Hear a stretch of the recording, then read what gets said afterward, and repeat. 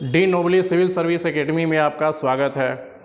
जैसा कि आप जानते हैं कि बीपीएससी की 69वीं पीटी शुरू हो चुका है और हमारे यहाँ ऑफलाइन ऑनलाइन दोनों क्लास शुरू हो चुका है। बिहार दरोगा, बिहार एसआई और जितने भी गवर्नमेंट के एग्ज़ाम हैं वो सब चीज़ की यहाँ बीटा में तैयारी करवाया जाता है। तो यहाँ ऑनलाइन और ऑफलाइन दोनों बैच चल रहा है। उसी क्रम में इकनॉमी की ऑनलाइन क्लास ये चल रहा है, इसका ऑफलाइन भी क्लास चल रहा है। तो पिछले कुछ क्लास में हमने बताया कुछ इकनॉमी के बारे में बेसिक। आज हम आरबीआई के मौद्रिक नीति के बारे में पढ़ रहे थे। इसके पहले जो वीडियो डाला गया है वो आप देख लीजिएगा, तब जाकर के आज ये समझ में आएगा। तो आरबीआई के कई सारे कार्य हैं। कई सारे कार्य में सबसे इम्पॉर्टेंट जो इसका काम है वो है इसका मॉनेटरी पॉलिसी। कल की क्लास में हमने ये बताया था कि मॉनेटरी पॉलिसी में कितने मेंबर होते हैं और ये इसको बनाता कौन है। तो ये आरबीआई और सरकार मिल करके ये मौद्रिक नीति बनाता है ये। तो इस तरह से ये मॉनेटरी पॉलिसी जारी किया जाता है और इसका सीधा सा ये मतलब होता है उसको महंगाई पर नियंत्रण रखना है, कंट्रोल करना है। तो कल हमने बताया था बैंक रेट के बारे में कि ये बैंक रेट क्या होता है। इसके बाद आज हम देखेंगे इसका एसएलआर क्या होता है, सीआरआर क्या होता है, repo rate, reverse repo rate, ये सब क्या होता है और अर्थव्यवस्था में इसका कैसे कार्य होता है।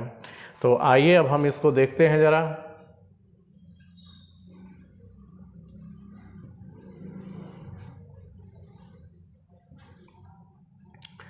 तो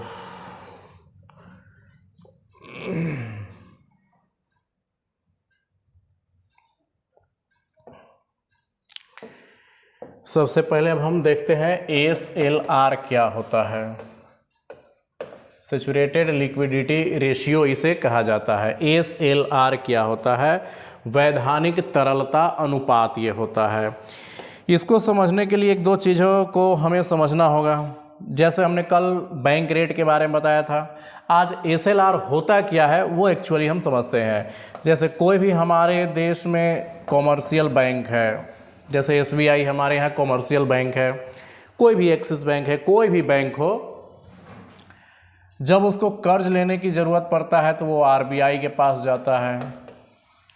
इस देश में सबसे ज़्यादा भरोसा हम लोगों को बैंकों पर होता है क्योंकि हमारे जीवन भर की कमाई जो होता है वो बैंकों में जमा रहता है।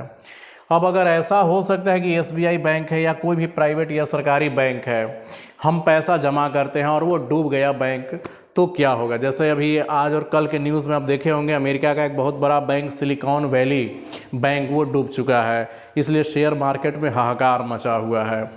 तो कैसे विश्वास कैसे होगा लोगों को कि एसबीआई बैंक में अगर हम पैसा जमा कर रहे हैं तो ये बैंक डूबेगा नहीं, और अगर डूब गया बैंक तो 5 लाख रुपया से ऊपर आपको नहीं मिलेगा। अगर 10 लाख बैंक में जमा है तो सिर्फ 5 लाख ही मिलेगा आपको। ऐसा सरकार का पॉलिसी होता है। तो बैंक आरबीआई एक नियम जारी करती है। आरबीआई ये कहती है कि ये जो बैंक है, एसबीआई जो बैंक है, ये अपने पास लगभग में कुछ पैसा अपने पास जमा रखेगा। तो जमा रखेगा तो ऐसा रखने के लिए ये कहा जाता है कि जैसे मान के चलिए कि ये 100 रुपया बैंक के पास आय और व्यय होता है। जैसे आया और गया, बच गया 100 रुपये, तो 100 रुपये का कुछ परसेंट जो है एसबीआई को अपने पास रखना पड़ता है। इसे ही कहा जाता है एसएलआर कहते हैं। और ये जो एसबीआई को अभी जो वर्तमान में रेट चल रहा है 18%, यानी कहने का मतलब ये है कि एसबीआई बैंक के पास जितना टोटल पूंजी है, ये सारा का सारा पूंजी का 18% अपने पास गिरवी रखना पड़ता है, रिजर्व रखना पड़ता है, ताकि आपातकाल में इतने पैसों का उपयोग किया जा सके। और ये आरबीआई हर बैंक के लिए ये जारी करता है। तो हर बैंक के लिए ये मैंडेटरी है अपने पास कुछ पैसा रिजर्व रखना। तो ये अपने पास पैसा जो रिजर्व रखेगा तो ज़रूरी नहीं है कि ये केवल पैसों के रूप में रखेगा। तो ये 2-3 फॉर्म में रख सकता है। रुपया के भी फॉर्म में रख सकता है, गोल्ड के भी फॉर्म में रख सकता है और बॉन्ड के भी रूप में रख सकता है। तो ये लगभग ये एसबीआई बैंक को अपने जितना कुल जमा है उसका 18% अभी रेट जो आरबीआई ने तय किया है, ये सभी बैंकों को अपने पास गिरवी रिजर्व रखना पड़ता है। ये पैसा ये लोन के रूप में नहीं दे सकता है बैंक। यानी कि 100 रुपया अगर इस बैंक की जमा पूंजी है, 100 रुपया में से 18 रुपया एसबीआई को हर हाल में अपने पास रखना ही रखना होता है, और 18 रुपये छोड़ करके बाकी जो 72 रुपये बचा ये लोन दे सकता है। तो ऐसा ये एसबीआई हर बैंक के लिए किया जाता है। तो ये होता है, इसी को हम एसएलआर कहते हैं। अब सिंपल सा ये समझिए, अगर आरबीआई एसएलआर का रेट अगर बढ़ा दे, 18% से 20% कर दे, तो इसको लोन देने की क्षमता कम हो जाएगा, और जैसे ही कम हो जाएगा वैसे ही महंगाई कंट्रोल में आ जाएगा। तो एसएलआर जब बढ़ाया जाएगा तो महंगाई क्या हो जाएगा, नीचे चला जाएगा, क्योंकि लोगों के पास पैसा नहीं पहुंचेगा तो लोग अनावश्यक चीज़ों को खरीदेंगे नहीं, तो महंगाई स्थिर रहेगा। और अगर यही एसएलआर को कम किया जाता है, 18% से अगर 10% कर दिया जाए, तो बैंकों के पास ज़्यादा पैसा बच जाएगा लोगों को देने के लिए। इसलिए तो लोगों के पास ज़्यादा आएगा तो महंगाई फिर बढ़ जाएगा। तो ये उल्टा रेशियो चलता है। तो कल भी हमने देखा था बैंक रेट में भी वही हाल होता है, तो सबके साथ वही महंगाई का रेशियो है। तो ये होता है एसएलआर, सैचुरेटेड लिक्विडिटी रेशियो, वैधानिक तरलता अनुपात।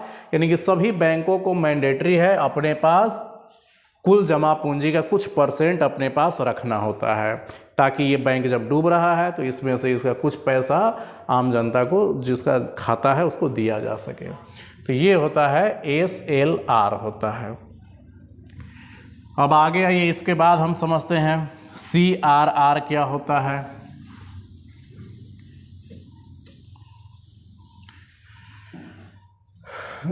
एक दूसरा है सीआरआर, जिसको हम कैश रिजर्व रेशियो कहते हैं।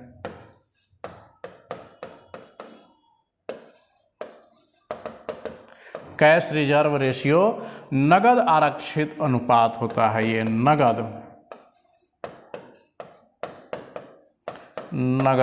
आरक्षित अनुपात, कैश रिजर्व रेशियो। जैसा कि अभी हमने देखा था कि सभी बैंकों के लिए मैंडेटरी है कि अपने कुल जमा पूंजी का कुछ % अपने पास गिरवी रखना पड़ता है। इतने से आरबीआई का मन नहीं भरता है। आरबीआई को डर लगा रहता है कि जितने बैंक हैं, अगर कोई एक भी बैंक कोलैप्स कर गया, डूब गया, तो पूरे भारतीय लोगों को बैंकों पर से भरोसा उठ जाएगा। इसलिए लोगों को भरोसा बनाए रखने के लिए बैंकों पर तरह तरह के नियम जारी किए गए हैं। तो एसएलआर के तहत हमने देखा था कि बैंकों को अपने पास पैसा गिरवी कुछ रखना पड़ेगा, और सीआरआर में ये होता है कि बैंकों को कुछ % जो है ना आरबीआई के पास यहाँ पर जमा रखना पड़ता है, कैश के रूप में आरबीआई के पास गिरवी रखना पड़ता है। तो ये अभी लगभग में 4.5% की दर से भी चल रहा है। यानी कि अगर एसबीआई का नेटवर्थ 100 रुपये है, यानी कि इसकी जमा पूंजी 100 रुपये है, तो 100 रुपये का 18% तो इसको यहाँ रखना पड़ेगा गिरवी, और फिर 100 रुपये का 4-4.5 रुपया यहाँ पे रखना पड़ेगा उसको। तो जब कोई भी कॉमर्शियल बैंक जब आरबीआई के पास अपना गिरवी रखते हैं कुछ पैसा, और ये कैश में होना चाहिए, गोल्ड के रूप में नहीं होना चाहिए, बॉन्ड के रूप में नहीं होना चाहिए। जैसा कि सीआरआर में यहाँ पर गोल्ड और बॉन्ड के रूप में भी रखा जा सकता है, लेकिन आरबीआई के पास में गोल्ड और बॉन्ड के रूप में न रख करके इसके पास कैश में रखा जाता है, ताकि जब ये बैंक अगर डूब रहा हो तो इसके ये कैश पैसा से कुछ भरपाई किया जा सके। तो यही होता है सीआरआर और एसएलआर में थोड़ा सा अंतर। तो अब हम ये देखते हैं, अगर बैंकों को अगर सीआरआर का रेट अगर बढ़ा दिया जाए, 4.5% से अगर 10% कर दिया जाए, तो क्या फ़र्क पड़ेगा? महंगाई पर क्या फ़र्क पड़ेगा? इन्फ्लेशन पर क्या फ़र्क पड़ेगा? सोच करके ज़रा बताइए महंगाई पर क्या फ़र्क पड़ेगा। तो जब 100 रुपये में से 18 रुपया यहाँ था और फिर 4.5 रुपया यहाँ था, तो 8 4 12 यानी कि 22, 80 और 82, 78 रुपये इसको बच रहा था बैंकों के पास कि कम से कम इतना बैंक तो ये दे सकता था ये लोन। लेकिन अब यहाँ 10% ज़्यादा देना पड़ेगा। तो ज़्यादा देना पड़ेगा तो 100 रुपया में से 10 रुपया और 18 10 28% अब इसको जमा रखना पड़ेगा। यानी कि अब इसको 72 रुपये, अब इसके पास मात्र 72 रुपया बच गया SBI के पास लोगों को देने के लिए। कहने का मतलब ये है कि जैसे ही CRR का रेट अगर यहाँ बढ़ा दिया जाता है, वैसे ही बैंक के पास पैसा देने की क्षमता कम हो जाती है। जैसे ही पैसा देने की क्षमता कम हो जाएगा, लोगों के पास पैसा पहुँचेगा नहीं, तो ज़्यादा अनावश्यक रूप से कोई होम लोन, कार लोन ये सब लेगा नहीं, तो महंगाई कंट्रोल में रहेगा, तो महंगाई नीचे गिरेगा। तो ये मॉनेटरी पॉलिसी इसी को कहते हैं और हर 2 महीने पर इसको रिव्यू किया जाता है। अगर CRR अगर रेट घट जाए 4.5% से मान के चलिए कि 1% हो जाए, तो बैंकों के पास ज़्यादा पूंजी बचेगा लोगों को देने के लिए। तो इस तरह से रेवड़ी की तरह ये पैसा बांटने लगेगा, तो लोग अनावश्यक चीज़ें खरीदने लगेंगे, तो महंगाई फिर बढ़ जाएगा। तो यही उल्टा रेशियो चलता है कि अगर CRR को बढ़ा दिया जाए तो महंगाई घट जाएगा, अगर CRR को कम कर दिया जाए तो महंगाई बढ़ जाएगा। ये उल्टा रेशियो यहाँ पर चलता है, हर सबके साथ चलता है। तो ये SLR हो गया, ये CRR हो गया। तो SLR में क्या होता है, बैंकों को अपने पास कुछ % गिरवी रखना पड़ता है। CRR में क्या होता है, RBI के पास कुछ पैसा गिरवी रखना पड़ता है कैश में। तो इससे महंगाई को, इन्फ्लेशन को थोड़ा बहुत कंट्रोल किया जाता है। तो इस तरह से ये मॉनेटरी पॉलिसी, इसी को हम कहते हैं, और हर 2 महीने पर इसके रेट में चेंजेस किया जाता है। तो आपको इसका महंगाई से संबंध याद रखना है कि महंगाई से इसका कैसा रिलेशन है, और महंगाई से रिलेशन ही आपको एग्ज़ाम में सवाल पूछा जाता है। अब आते हैं रेपो रेट क्या होता है। रेपो रेट क्या होता है। अब जैसे देखिए कोई बैंक है, कोई भी कॉमर्शियल बैंक है, जैसे SBI ही कॉमर्शियल बैंक है और इसका बाप है RBI है। अगर SBI बैंक को शॉर्ट टर्म के लिए लोन चाहिए, शॉर्ट टर्म के लिए, शॉर्ट टर्म का मतलब होता है इसके लिए मात्र अधिकतम 15 डेज, 15 दिन के लिए एकदम लोन चाहिए, अति आवश्यक है। तो ऐसे लोन के लिए जैसे अनिल अंबानी है, टाटा बिरला है, इन सबको जब लोन चाहिए तो बड़ी बड़ी अमाउंट में उन सबको लोन चाहिए, और वो SBI से संपर्क करेगा और कहेगा कि भाई हमको 10 दिन के लिए चाहिए इतना बड़ा अमाउंट। SBI कहेगा कि अभी तो नहीं है, लेकिन हम तुरंत व्यवस्था कर देते हैं। तो अधिकतम 15 दिन के लिए जब लोन लिया जाता है कोई भी बैंक से, तो ये RBI से ही लोन लेगा। तो इसे ही कहा जाता है रेपो रेट कहा जाता है। इसी को हम कहते हैं रेपो रेट, और ये हर 2 महीने पर बदलते रहेगा और रिव्यू होते रहता है ये। तो रेपो रेट हम किसे कहते हैं, जब कोई भी कॉमर्शियल बैंक शॉर्ट टर्म के लिए, बहुत छोटे समय, कितना दिन, अधिकतम 15 दिन के लिए RBI से जब कर्ज लेती है तो उसे हम रेपो रेट कहते हैं। 15 दिन के लिए अधिकतम, और इसी में सारा खेल हो जाएगा। तो अभी मान के चलिए कि रेपो रेट का दर है 5%। तो ये जो बैंक अपने ग्राहकों को जो लोन देगा तो क्या 5% पर देगा, कम से कम ये 8% पर लोन देगा। अब सपोज ऐसा कल्पना करिए कि ये 5% से बढ़ा करके 10% कर दे RBI, कि महंगाई बहुत ज़्यादा हो गया है। तो अगर ये रेपो रेट अगर 10% बढ़ा देगा तो SBI बैंक भी अपने ग्राहकों के लिए 15% कर देगा। तो जो ग्राहक इसके लेने वाले लोन थे ज़्यादा मात्रा में, अब वो कम हो जाएंगे, क्योंकि अनावश्यक रूप से वो लेंगे नहीं। कहने का मतलब है कि अगर CRR का रेट अगर बढ़ा दिया जाए तो इन्फ्लेशन क्या हो जाएगा, कम हो जाएगा। और अगर CRR का रेट अगर कम कर दिया जाए तो फिर इन्फ्लेशन क्या हो जाएगा, महंगाई बढ़ जाएगा। यानी कि 10% से घटा करके 2% अगर RBI कर दे रेपो रेट को, तो SBI भी क्या करेगा कि यहाँ पर 4% कर देगा। तो जो लोग नहीं भी लेने वाले थे पैसा, वो भी सोचेंगे कि चलो ब्याज दर कम दे रहा है SBI, तो चलो लोन ले लेते हैं, चलो कार खरीद लेते हैं, घर एक ले लेते हैं, यहाँ कुछ पैसा इन्वेस्ट कर देते हैं, वहाँ ले लेते हैं। तो इस तरह से लोग पैसा ले करके और बिना ज़रूरी की चीज़ों को भी वो खरीदने लगते हैं। तो मार्केट में पैसा का फ्लो आ जाता है और वस्तु घट जाता है, सामान घट जाता है, तो महंगाई बढ़ने लगता है। तो सीधा सीधा ये रेपो रेट का महंगाई से ऐसे रिलेशन होता है कि जब CRR को बढ़ा दिया जाए, रेपो रेट को बढ़ा दिया जाए, ये रेपो रेट को बढ़ा दिया जाए तो महंगाई कम हो जाएगा, और जब रेपो रेट को कम कर दिया जाए तो महंगाई बढ़ जाएगा।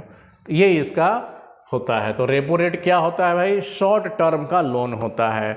और इसके पहले हमने एक पढ़ा था लॉन्ग टर्म के लिए लोन हमने पढ़ा था, तो उसे बैंक रेट कहते हैं। इसी का एक उल्टा होता है, रेपो रेट का ही उल्टा होता है reverse repo rate. Reverse repo rate, reverse repo rate. अब देखिए होता क्या है कि ये SBI बैंक के पास अगर बहुत ज़्यादा मात्रा में अगर पैसा हो जाए तो ये ग्राहकों को देने की अपेक्षा ये इसको ज़्यादा भरोसा अपने बाप पर होता है, RBI पर होता है। तो SBI सोचता है कि हमारे पास बहुत ज़्यादा पैसा हो गया है, तो क्यों ना हम अपने पैसे को RBI के पास कुछ दिन के लिए रख दें। तो जब ये शॉर्ट टर्म के लिए RBI के पास अपना पैसा जमा करता है अधिकतम 15 दिन के लिए, तो इसे कहा जाता है रिवर्स रेपो रेट कहा जाता है। इसके जस्ट ये उल्टा होता है। इसके साथ भी महंगाई का वही खेल होता है। जब अगर रिवर्स रेपो रेट को अगर बढ़ा दिया जाए तो महंगाई कम हो जाएगा, और अगर रिवर्स रेपो रेट को घटा दिया जाए तो महंगाई बढ़ने की संभावना होती है। तो इस तरह से repo rate, reverse repo rate को हर 2 महीने पर मॉनेटरी पॉलिसी इसको रिव्यू करती है, और जब सरकार को ऐसा लगता है कि महंगाई बढ़ने की संभावना है तो रिवर्स रेपो रेट या सभी रेट को कम कर देती है। अगर लगता है कि महंगाई बहुत ज़्यादा नहीं है, बहुत कम है, तो थोड़ा सा ये रेट को घटा देता है ये। और आप सुनेंगे कि हर 2 महीने पर इसका रिव्यू होते ही रहता है। तो चलिए आज हम यहीं पर इसको स्टॉप करते हैं। अगले दिन अभी हम इसका एक और देखेंगे, 2 और बचा हुआ है, ओपन मार्केट ऑपरेशन, MSF बचा हुआ है, मार्जिनल स्टैंडिंग फैसिलिटी। तो इन सब को हम अगले क्लास में देखेंगे, और अब क्लास में रेगुलर आप देखते रहिए, तभी आपको इकोनॉमी समझ में आएगा। और यहाँ डिनोबली कोचिंग में यहाँ पर सेट प्रैक्टिस की भी व्यवस्था की जा रही है, आप आ करके दे सकते हैं, और बाकी ऑफलाइन क्लास ज्वाइन कर सकते हैं। और ऑफलाइन क्लास में अलग अलग टॉपिक्स चल रहा है। तो क्लास अब यहीं स्टॉप करते हैं। धन्यवाद।